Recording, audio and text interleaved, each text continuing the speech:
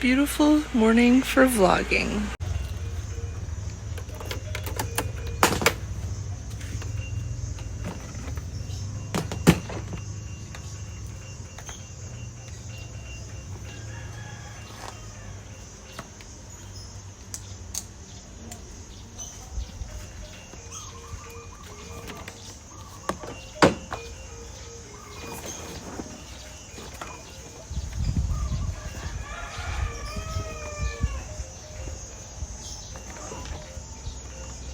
So I figured I'm about to go to my gym class, and after my gym class I have my voice lessons, and then after my voice lessons I have a bunch of stuff that I need to get done on my laptop. I have to do some accounting, like just like receipts and stuff that we had, and then I also have to do some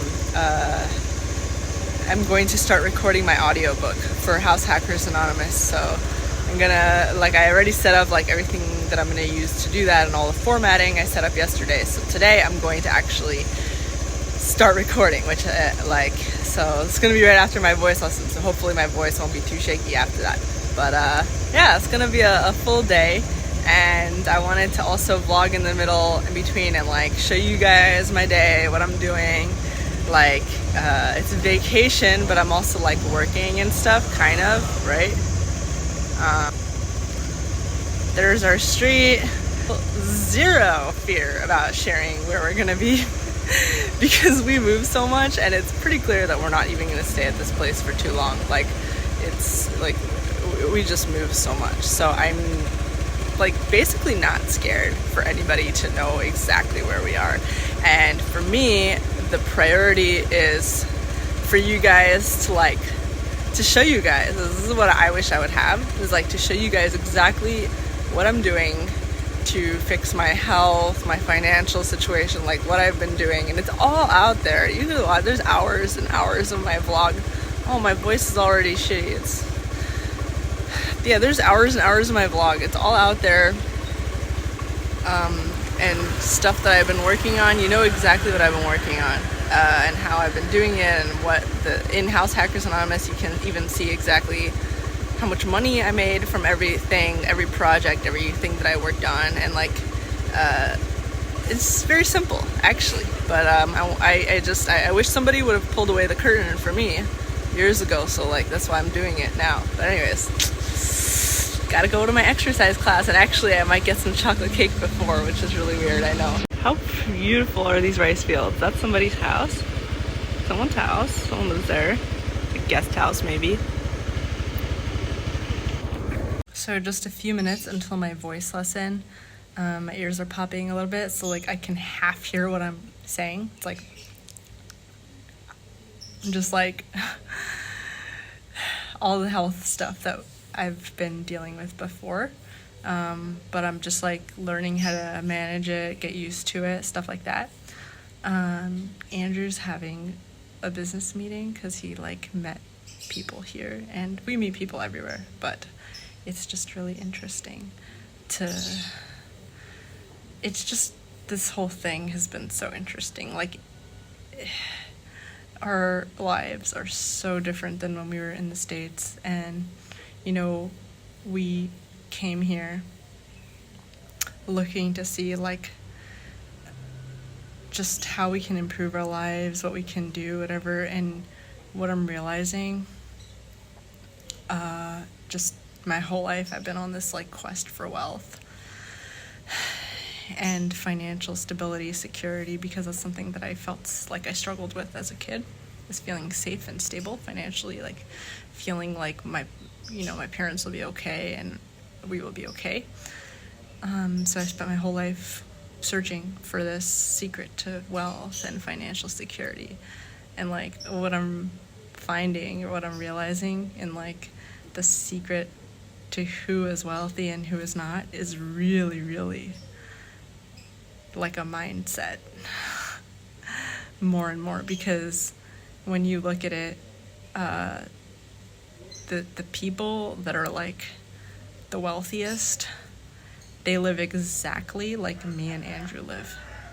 Like the same lifestyle, same the same schedules, same lifestyle, same stuff that they do. I mean, Andrew and I we are sick, like we're still recovering, but so we're socializing less than other people might be that are more stable and established. We don't have kids yet. We don't have it's just, we're still at the beginning, but in terms of like wealthy, but like there's no difference. We could make things more efficient in our life. We could hire more people. Like, we could have a nicer place. Like, I mean, this place is comfortable, but there's no, there's certain amenities that we might just add. But other than that, like, it wouldn't be a huge difference in terms of lifestyle, in terms of like demeanor. Maybe we would just keep doing it long enough that we rack up more assets. But like in terms of living, diversifying yourself, I don't know anybody in the States that like has lived in the States their whole life that will ever understand what I'm talking about, because you can't measure people based on a number, based on their job security. You can't measure based on their salary, because I know people that their salary is millions. Like, I used to work at Fox. Their salary is millions annually, more than that, tens of millions. There's people at Fox, they have the salary of tens of millions of dollars, and they still will never be as wealthy as some of the people we meet in our travels, expats we meet in Mexico, here in South America, whatever. Like, we still have so much more traveling and exploring to do. But it's just a totally different mindset. The mindset of what I see as like wealthy people, and wealth, what I see as wealth and stability, is that your ability is basically time, your ability to keep being your stable, healthy self, to keep your longevity, have longevity, to keep your life, your health, your wealth, your lifestyle going, even if your boss were to fire you or someone were to cut you off. Like, would you still be able to live how you're living? It doesn't matter if your number amount is high. Actually, if your number amount is really high, it might be harder for you to recreate on your own. So you might actually be more of a slave to whatever situation it is. So if you're like getting paid tens of millions of dollars and you don't have a lot of other options of jobs that might pay you tens of millions of dollars or other competition, and if you wanted to leave your job and recreate it yourself, you wouldn't be able to. So you might actually be a slave to that. Not to mention, the higher you go up in salary, the more that you're going to end up paying in taxes and be indebted to the government. The government's going to come after you for a lot of different things. You're going to be more, you're just going to be more of a target. So you might be a little less safe. This is so messy. So, like, just my mindset over the years about wealth has changed so much. The way I see wealth, financial security has changed a lot. And what I'm realizing is that the most wealthy, most rich, most upper echelon Americans that I have ever met in the States will never ever be more wealthy and stable or even match compared to the people that we've been meeting on our travels, because it's just a totally different mindset. If another COVID were to hit, if any kind of disaster would hit, any rainy day situation, people in the States would be fucked. Like, they would really be, they would, their relationships would fall apart. They would lose their jobs. They would get cancer. Like, the instability, they would not be able to last through whatever is happening next, or they will die a gradual death. But like, because their whole like existence is shaped by the dollar.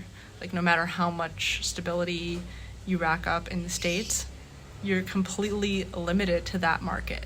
So it doesn't matter, like, no matter how much, like, money you make. Your standard of living is the $1 million standard. So anywhere you go, like, you're never going to be able to, and the culture, the mindset in the US, like, when we came here, there was the annoying side of it where, like, everybody here is an entrepreneur. So that's, like, that could be annoying because everyone's trying to sell you something. But when you go a little deeper and you meet the people that are kind of more on your wavelength, they're selling things, but they're selling not quick money things, but they're building bigger things, maybe more in the level that you want to be building. What you realize is that it's really a mindset, like, and I'm realizing that it's harder and it's getting harder and harder for me to communicate and relate to people in the States, because I don't know anybody that is, I just don't know anyone in the States that's doing stuff like this, that is, like, living full-time in the States. It's just, you know, the only people that would be able to compare is, like, your boss's boss's boss's boss's boss, who's really old and is probably dealing with much bigger sums of money. Like, outside of the States, Americans are very different. They're kind of forced to be more entrepreneurial because they're traveling. They're not, like, working for, like, a boss back in the States. If they are, they're doing remote work. They might be building stuff on the side. The attitude of a person who's living in the States, only speaks English, has been in the States their whole life, no matter how much money they make, no matter how much money their family has, they will never, ever have the power internally. You'll never meet an American, no matter how wealthy they are, how wealthy their family is, who's like, yeah, I'm going to, I'm going to build a business, and I'm also going to, like, build, I'm going to, like, set up a brand with my own personal designs. I'm going to make music videos. You'll meet people like that only if their friends are doing it. And they will never be higher than their friends. They'll always be limited to, like, what they see is possible, because it's a bubble. When you meet Americans that are traveling, and I'm not talking about Americans that live in Europe. Americans that live in Europe are still living within that bubble that was sold to them. I'm talking about Americans that are, like, investors types, that are more out of the box, that are willing to live in, like, South America, Africa, Southeast Asia.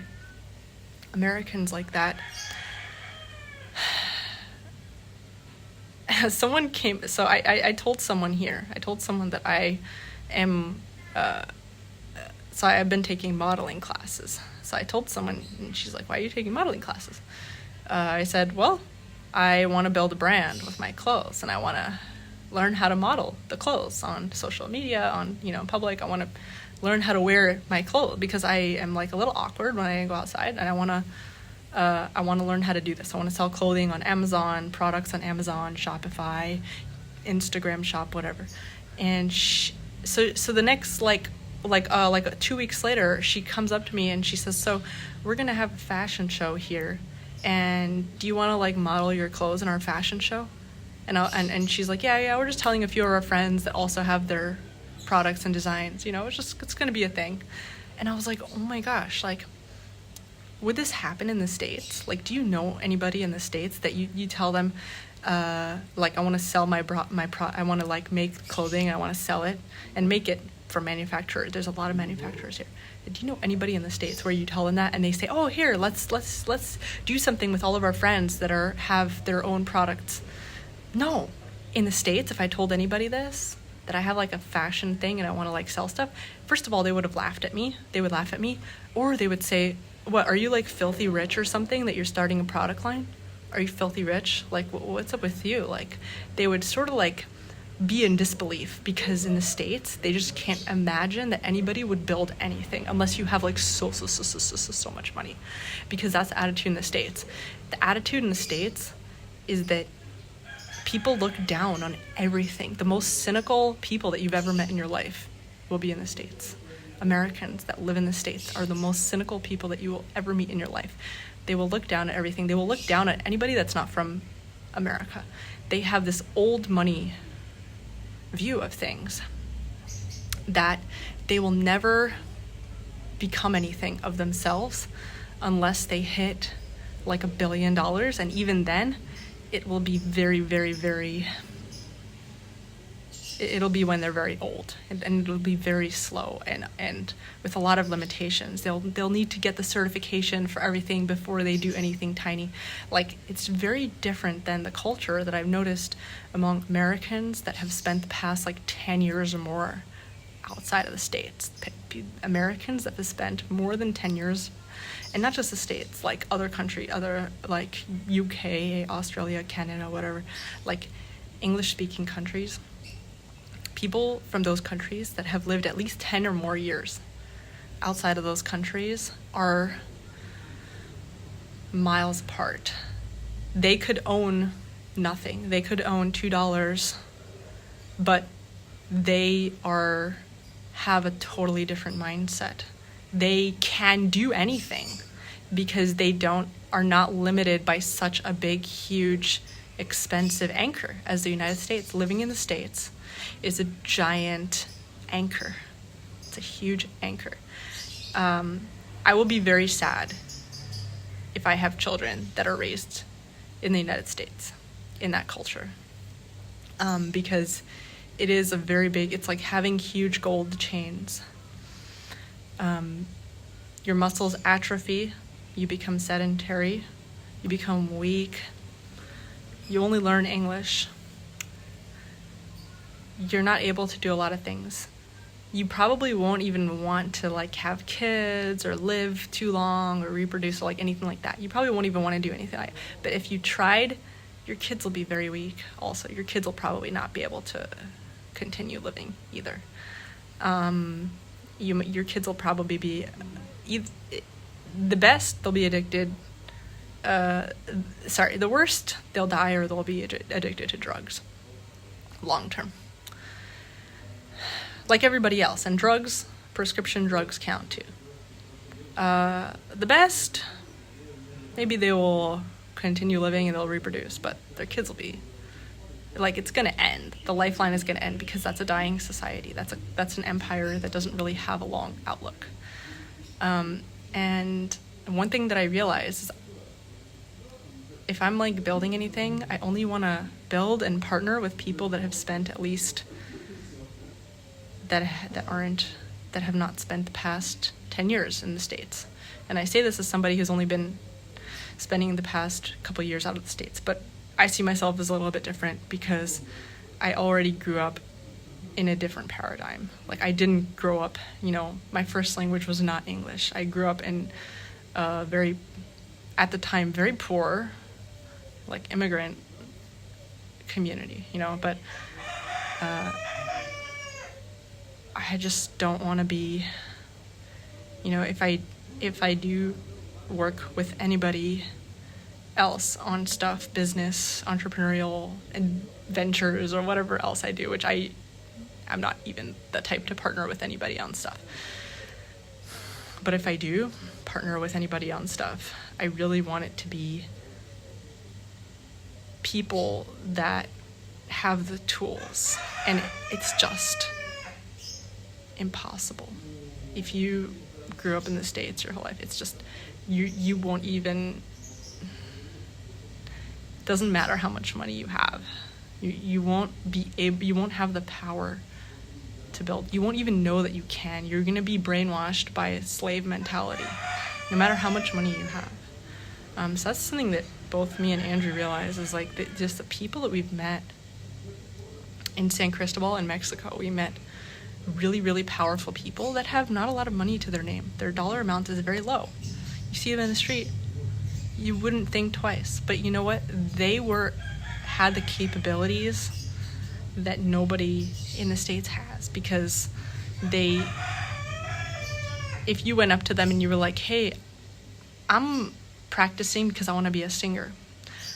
I want to hire a team of people. I want to make a reality show. I want to do this. I want to make a retreat center. I want to make a this or that. Whatever you want to do.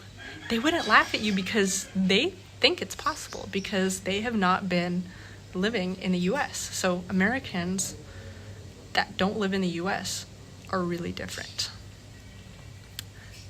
That's the highest echelon of American society. And that's why I think people from third world countries think Americans are the best. They're at the tippy top, because people from third world countries, third world, I mean, Mexico is considered a third world country, even though it's very Americanized.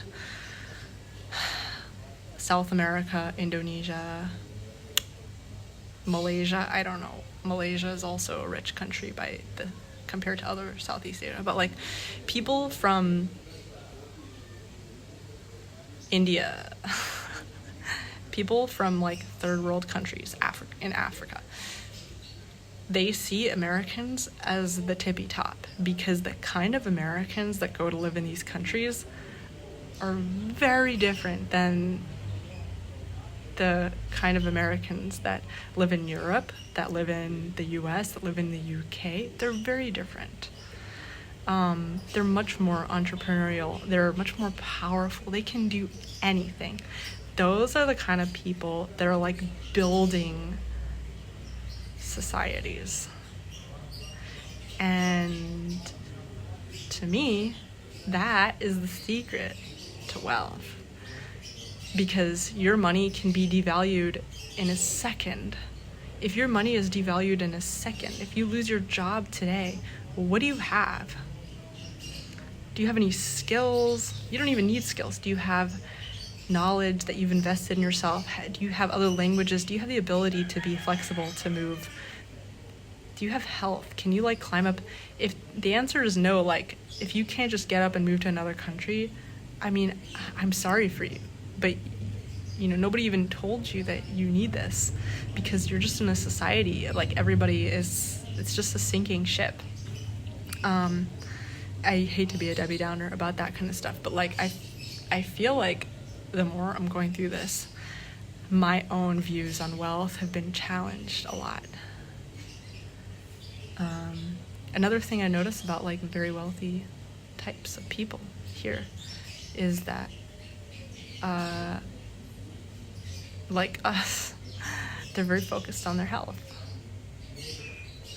because your health, it's where your mind is. Your body is where your mind is, and your mind is where your ideas come from and your ability to strategize or build literally anything. If you are a not healthy person, if you're not stable in your brain is like not able to feel safe, stable. Your body is in fight or flight constantly. Whatever you build is going to recreate that fight or flight energy. You're going to build a business that's going to crash. It's going to be up and down because it's coming from your brain. So, yeah. My personal feeling of wealth has, to a T, mirrored the health that I felt in my body, my strength, my ability to like physically do stuff. Like, I have not been a very physically active person my whole life. You know, it's only in the recent years that I've been physically going to yoga, like doing things, you know. Okay, I'm gonna go to my voice lesson now and sing and send vibrations to my vagus nerve. I'll see you guys later.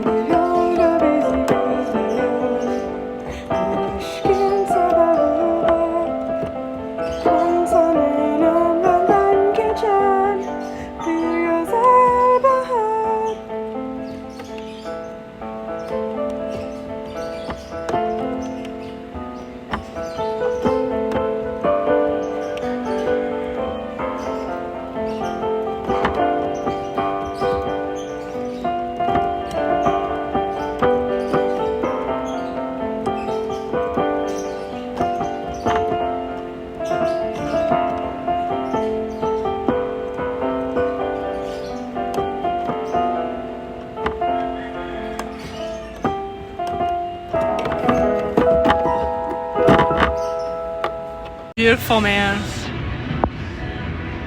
This is what we do every day. Babe, what do us rich people do every day? A day in the life. We just sort of lounge around, right? Hello. This is a glimpse into the secret life of like the super wealthy.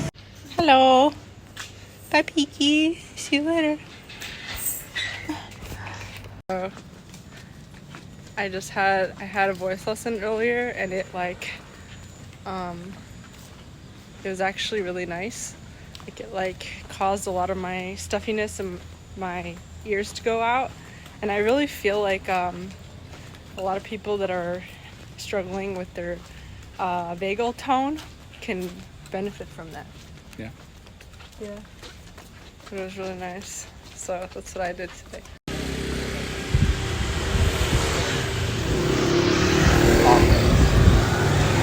Yeah. You walk on the other Oh, the side. street. Babe, so you say that sometimes you forget where we are? Yeah. Well, we just stepped outside and I was looking up at the sky and it was really beautiful. The sun was setting a few minutes ago and there was this kite way up there, like way up there, super long string. It was just kind of like against the clouds, and I couldn't tell at first if it was like some kind of bird or a hawk riding air currents, but it was a kite. And it's just this moment of beauty. And I think sometimes we just need to stop and take in moments like that. And I was just reminding myself that I need to do that more often. Yeah, it's easy to get stuck in like tunnel of like what you're dealing with immediately without yeah. I think we're just all suffering from the human condition. Yeah, being stuck in your body. It's nice to remember to step outside of that every once in a while. Yeah. But what if you have no choice? Like, what if when you met me a couple years ago, someone could have easily come to me and said, Pardes, like, just look at the bigger picture, like, stop.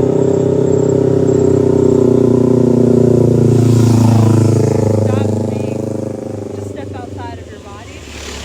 But I would have said to you, I can't. I'm stuck in my body. And my body is feeling XYZ. And unless you were to take drugs and disable certain signaling in my brain, I would just feel things. Well, but now you're here. So something self-corrected, right? Yeah, I got out of the bad situations. I got out of the whatever would make me have those signals in my brain. Or a lot of it just happened on its own. Maybe. But a lot of people, that's not the case. A lot of people, that's not going to happen. Their life isn't going to get better. How do you know if it's going to happen for them, you know? Like, for me, it's like, okay, like for me, that person, anyways, like for me, that's kind of like that the stuff has corrected itself over time. By the way, the title of this video, which I didn't share with you, so I've been doing a vlog today. I'm not sure exactly what it is, but it's like something about the secret to wealth or the secret to happiness or something like that. It's really just a ramble video about like just going, like today I shared what I was doing today, and I shared like I went to the gym and I had some chocolate cake and I was gonna go home for my voice lessons, and then I was gonna do some accounting and audiobook stuff, which I didn't do, but actually me and Andrew ended up just going for a walk and chatting. So, and eating, we went to a place to eat, that place. Okay. What was your day like? It was good. It was productive. It was a productive day. Yeah. Okay. You feel like, what does a productive day look like for you? Because you're not working like the way that people work. Like if I would have shared my day with like a lot of people that I know, I would share my day. They'd be like, so where's the work? What are you doing? So what are you doing? Like, where is the work? What did you do? Today I had some meetings on a prospective project that has a lot of potential. I don't want to say too much about it on video, but meeting a lot of the right people at the right time. Yeah. And coming together and possibly building something. So that's like something profitable, something. So it was really great today. Meetings today, just a lot of networking. Today was a day of just an explosion of ideas and energy. So it was a productive day, but it was also like a cathartic day. It was like a lot of expression happening. And all the stuff that we did today was so productive and so potentially could make like ginormous amounts of money, but like to the average working person, I feel like it didn't look like work, right? Like, I don't know. Well, no, it was in a lounge over coffee. So yeah, it was near a swimming pool. But so if you would have and looked at us from outside the room, no, it wouldn't have looked like that. Hello. But if you were a fly on the wall for the conversation, it very much would have sounded like, company board meeting or something like that. Yeah. Yeah, that makes a lot of sense. Yep. I feel like if I would have told my younger self, like, dude, you have all the tools to build whatever you want to build, like right now you have it, my younger self would not have believed it. Even though my younger self, had like, I did have a lot of the tools, but I was just not in the right frame of mind.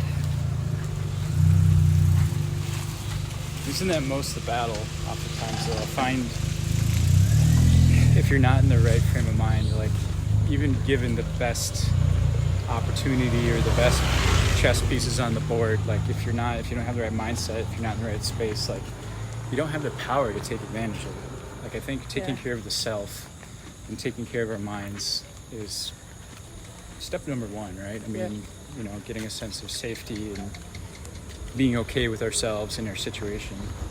Yeah.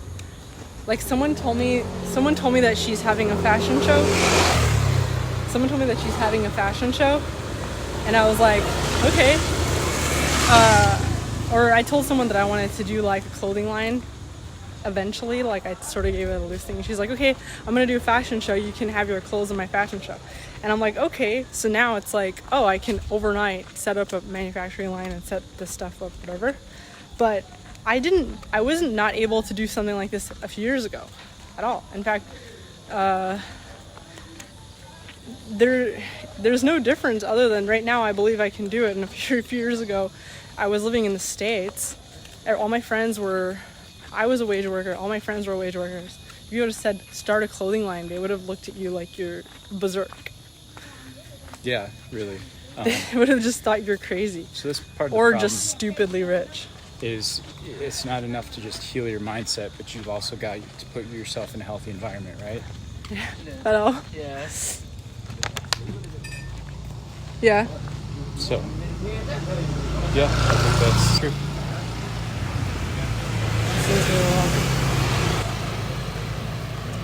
Like in an environment where you can actually do those things. Because like I feel like also with you,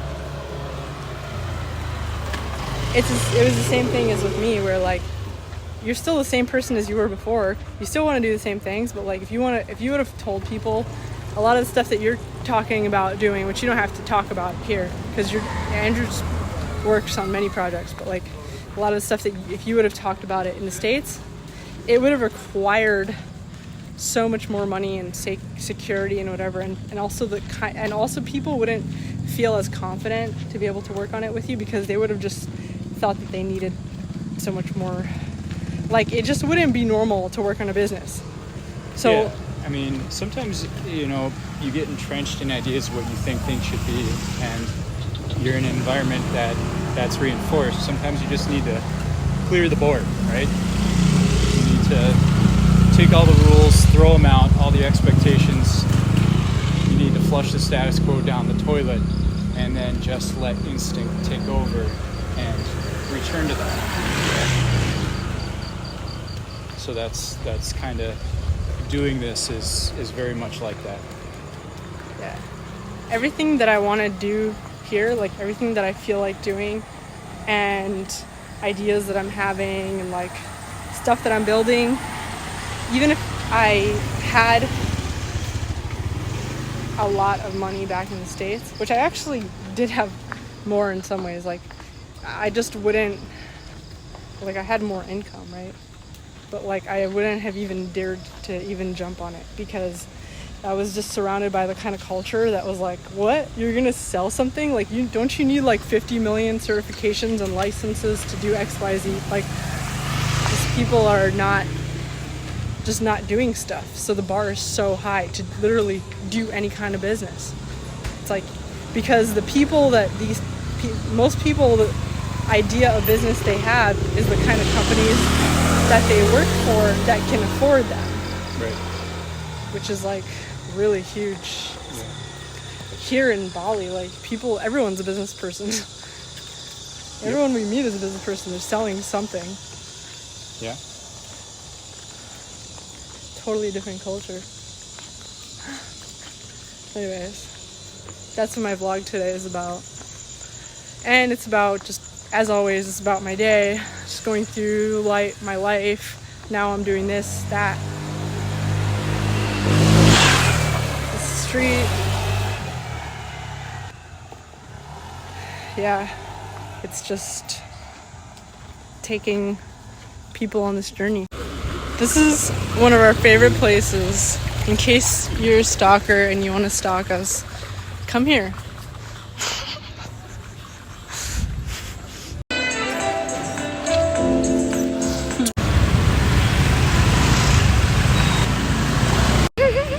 Sorry. Thanks.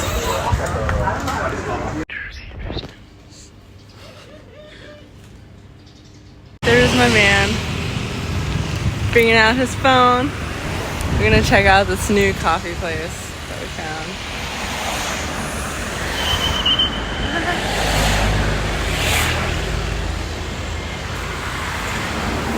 Oh, it's got books and stuff. Thanks, dude. Oh, nice.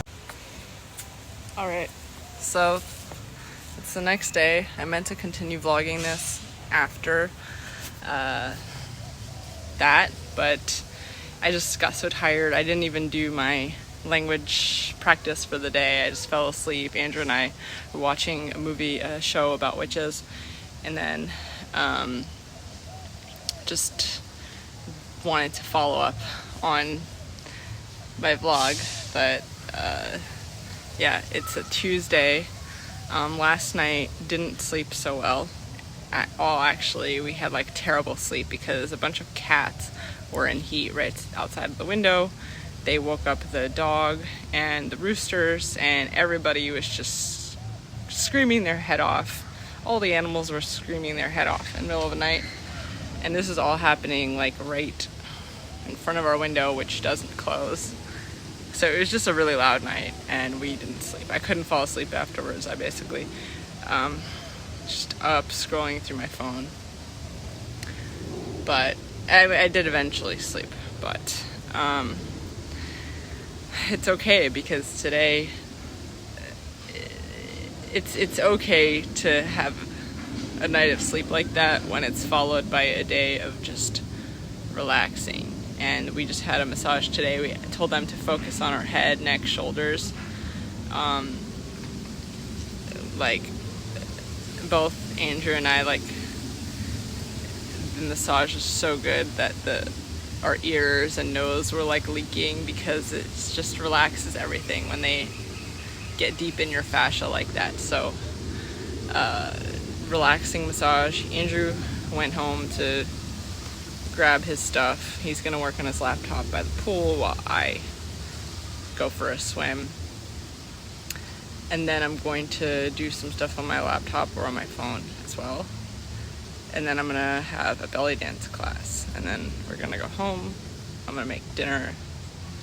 Gonna watch a show, practice language, go to sleep. Rinse and repeat. And that is basically my life. Like, I'm not selling or promoting a lifestyle here. I don't even know what I'm selling. I'm selling my book, really, right now. That's all I'm doing, is selling my book. But like, this is legitimately our life. This is all we do, is focus on our health, focus on, and I feel like I'm literally a different person since doing this whole journey that's focused on my health. Before focusing on my health, it was just focused on making enough money. So now that I did that, I'm focused on my health. Maslow's hierarchy of needs: basic survival right now. Then once you have your survival, focus on your basic safety, health, focusing on that. And I really believe that if I would have focused on trying to build long-term wealth from a position of where I was before, where I was so wrapped up in my survival and safety, it wouldn't have worked.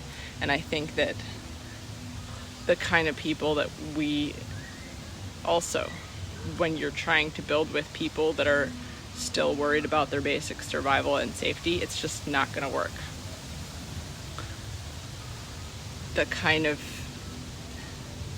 people that you want to be building anything long-term with, whether it's a long-term partnership or whether it's a long-term business, anything, you're going to want to do it with someone that has their basic survival, basic health, long-term, all these things squared away, and they just have the time, energy, focus, health to be able to just sit around and strategize, work, brainstorm, whatever it is. They have the capacity to do it. And like 99.999% of Americans, it's just not the case, because your basic safety, survival in the US is just, the bar is so high. Like, at this rate, we're getting these deep tissue 1-hour massages like twice a week. I'm not exaggerating. $7, 7 USD for an hour of deep tissue. You know, you might say, oh, well, they're not certified. They're not, you know, people will say all kinds of things because they just don't, it just bothers them, which I understand. It like bothers them, the idea that there could be better value elsewhere that they're not getting and then maybe they just don't have access to. Like, I am a massage snob, and I have very far and few in between. I had a massage therapist, Toby, in Dallas. He was like the best that I have received in the States. Other than that, I mean, you're not going to get shit for $7. You're not going to get Toby for $7. You're not going to get anybody for $7 in the States. But a massage like this will be really, really hard to find. And if you are lucky enough to find it, it's going to be very expensive. At least $120 or more, at least. Like, I don't know. This is, and by the way, this is like a few years ago. Like, I haven't been in the States to live for a few years, so I know that the prices have gone up on everything.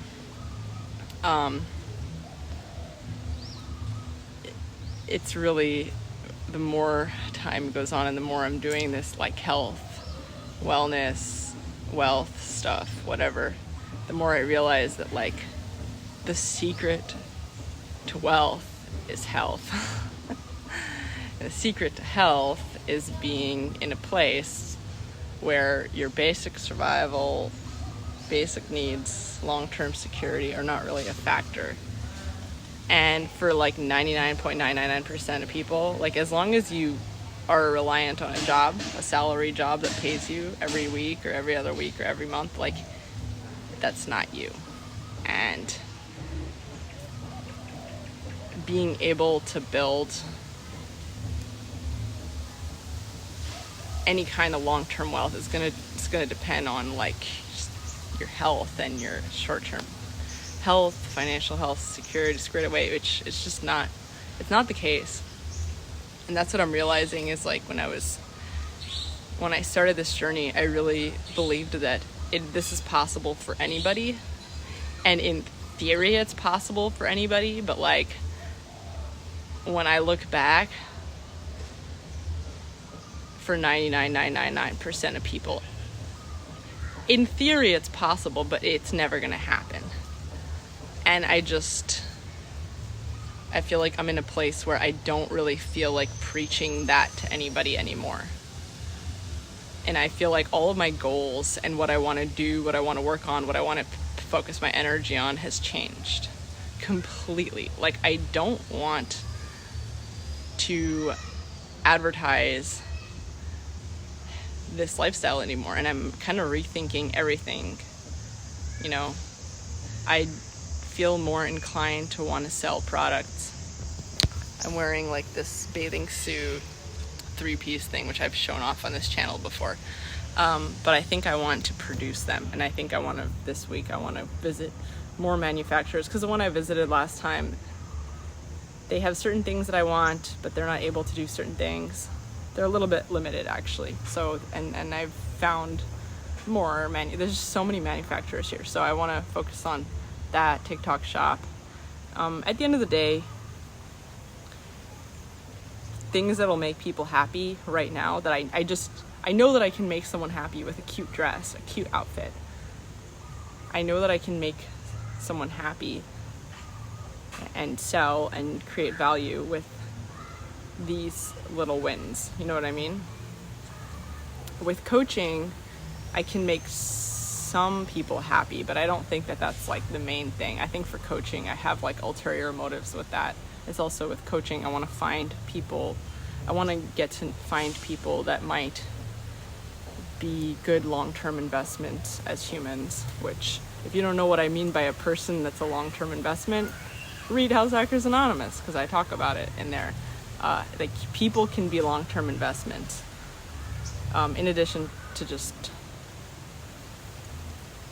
being your friends and being just good energy to be around, they can also be long-term investments in many ways, like financially, in a security and survival kind of way. So, but in terms of House Hackers Anonymous as like a financial brand, I am really torn on whether to even promote it that way, because like 99.999% of people, I don't think it's even gonna help them, and it might just make people feel bitter. Like, I don't think that what I have is possible. It's possible. I think it's just not gonna happen because people just are not in that mindset. Like, if I were to tell someone like, yeah, you can be an entrepreneur, you can have whatever I want, like, people are dead. Like, people are dead. Who's gonna win? Drugs or me?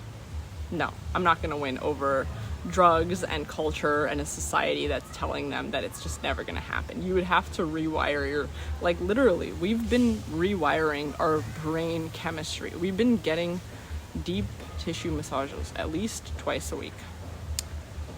Massaging our scalp. Like, we're rewiring the hormonal structure in our brains.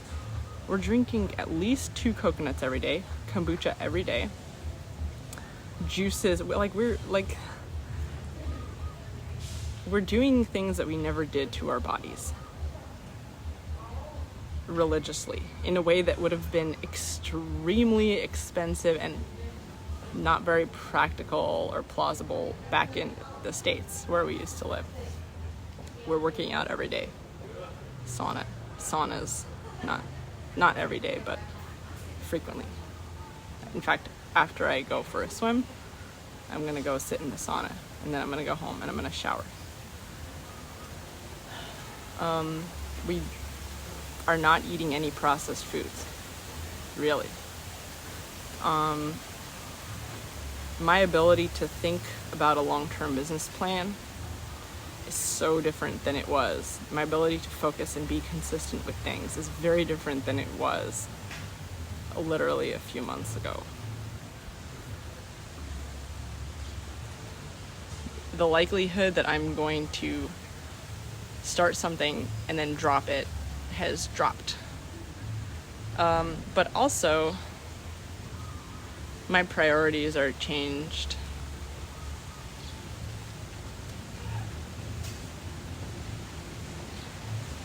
I feel like motivated to do fewer things, but motivated to do better at those few things. I feel motivated to continue investing in myself, my health, to continue dancing, to continue singing, my voice lessons. I feel motivated to continue investing in my health religiously, even more so, maybe get more massages, maybe work out more, swim more, do more yoga. I haven't been doing a lot of yoga. I've been doing like stretches. I don't know if that's considered yoga. I put music in my ears, I do some stretches. But a part of me is really torn on House Hackers Anonymous and like whether to even try to make this like a widespread thing or to just try to be as exclusive as possible with it and to really keep it away from the public eye, because I don't think that... So I just got a call, but I actually don't even talk on the phone so much anymore. I try to limit my texting. But anyways, what I'm realizing about wealth is that I just feel like you have to change yourself completely as a person. You have to change your lifestyle completely. You have to change your whole paradigm. And I don't know if it makes sense for me to be selling wealth to people anymore. Like to sell, even my book feels like, I mean, it's my baby. But you would have to change your whole lifestyle, your whole worldview and paradigm around for this book, which like most people go, but I'm going to think about this a little more in the swimming pool. See you guys in the next one.